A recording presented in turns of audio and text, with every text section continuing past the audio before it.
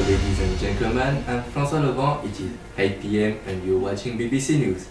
Today in France, the population is still trapped in the snow. This cold wave is moving to the east of France and it already killed 3 persons. Sarkozy will visit India for 4 days to discuss nuclear arrangement. The results of the election in Ivory Coast create a great riot in the country because people think that the results are rigged. A gay man has been attacked in France and this event revives the fight for gay rights. But now we are going to talk about the conflict between North and South Korea.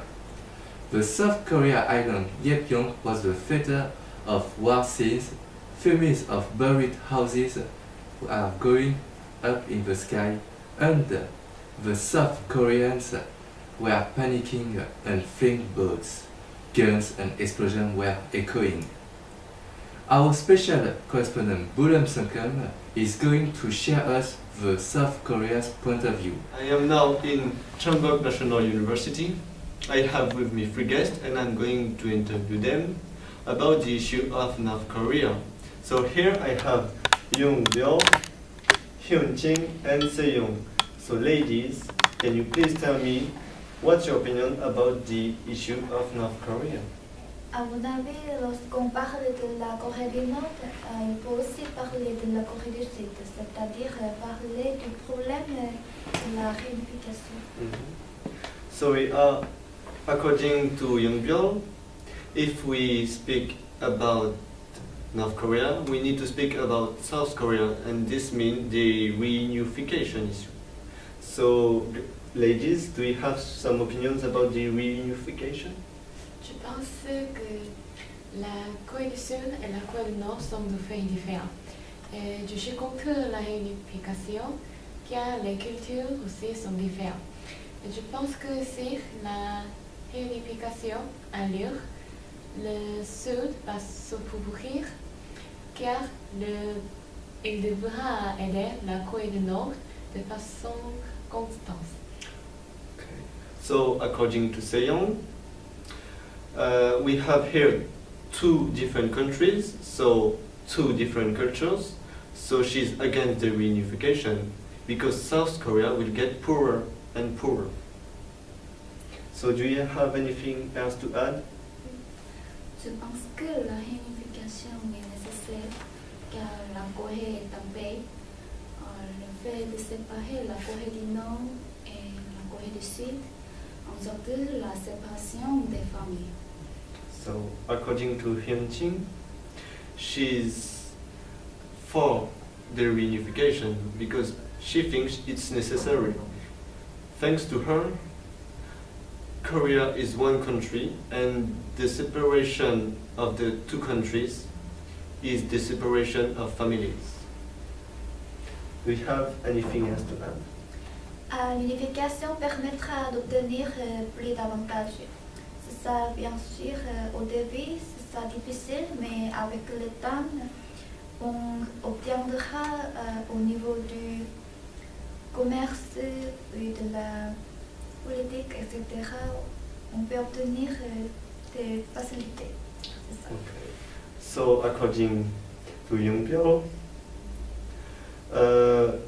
the reunification will have some advantages, which would be some commercial and political advantages. But of course, at the beginning it should be hard, but by the time it should be great. Thank you, ladies. Thank you. So as a conclusion, the issue of reunification may be more clear with this interview. Those ladies' opinion sum up the general idea. As we can see, South Korean people have a divided opinion on the will or not to reunify the 2 Korea. I'm Sankam Bulam for BBC News. Have a good night. Thank you, Mr. Bulam, for this interview. Now we have a special guest in our studio in order to clarify this conflict. With us, Frederick Soryong. Hello. Hello. So you are specialist from the Asian International Relations Center. First, I will thank you for being with us on BBC. For my first question, can you describe us what did happen in Korea in the past? Okay. First of all, Korea is a peninsula which has common border with China and the USSR. At the end of the World War II, Korea was divided into along the 38th parallel because in the north, the USSR forces rejected the Japanese occupation, and in the south it was Americans. That's why there were two Koreas. In the north, it was a communist Korea. In the south, it was a capitalist one. After that, the Korean War, which lasted 3 years, made millions of deaths and changed nothing about the status quo. But why did North Korea attack South Korea? I think North Korea attacked South Korea because the current dictator wants to open the way to his son, who is going to replace him in few years. North Korea showed their power to the international community in order for them to respect the nation and the future dictator. Yeah, you talked about the international community, but why do other nations do nothing in this conflict? I think because North Korea has the nuclear weapon, and the whole world doesn't want to see another nuclear war. Okay, for my last question, why is China the only country which helped North Korea? North Korea is the last totalitarian nation in the world. The fall of this current regime of North Korea will lead reunification possibility of the whole peninsula. Therefore, a stronger U.S. army presence on the China borders, whereas currently North Korea acts as a wall to the rest of the peninsula.